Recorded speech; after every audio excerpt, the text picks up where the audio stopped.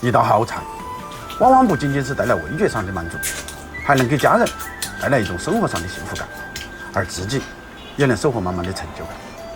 今天给大家分享一个秘制开胃虾，又叫云子基围虾，希望大家喜欢。做这道菜一定要选用新鲜的海虾，我今天用的是基围虾，尽量挑大一点的。首先是用剪刀剪去虾腔和虾脚，再顺着虾的第3的一个小节处挑出纱线，不在意的也可以不做这一步。把处理好的虾倒入小盆中，用清水清洗干净，倒出来流干水分。现在来给虾开个背，就从刚刚挑纱线的地方下刀，很容易就划开了。当然，做这一步刀必须要足够锋利，适当小心一点，注意刀划了伤手。虾处理好了就装起来备用。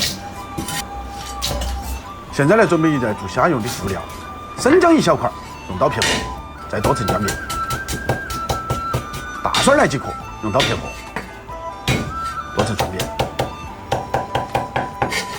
香葱少许，把葱头部分切成小刀就可以了。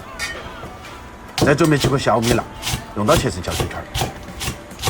调个碗前，小碗中加一点毛毛盐、白糖、胡椒面、鸡汁儿，没得的可以用鸡精，来少许蚝油、生抽、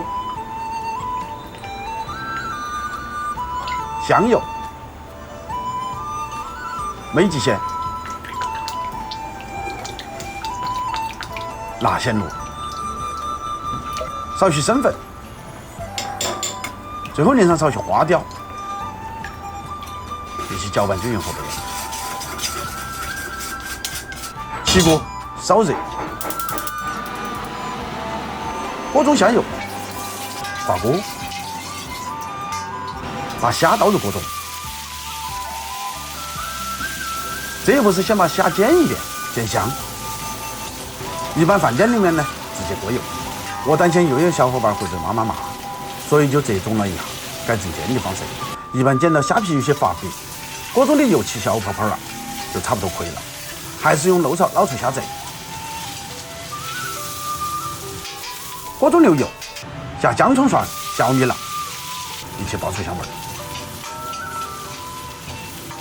把虾重新回锅，趁热淋上少许花雕，大火快速翻炒均匀。把调好的料汁搅入锅中，继续用大火快速翻炒，等闻到有非常浓的香味出来了，就差不多可以了。撒上少许葱段，少许翻炒，美味精彩。一道非常好吃的秘制开胃虾，你学会了吗？有钱的捧个钱场，来2个铜板；没钱的，免费的小红心还是来一波。最近视频流量不好，小伙伴们还是支持一下。这世间所有的道理，在肚子饿了面前都不堪一击，只有吃饱才是这世间唯一的真理。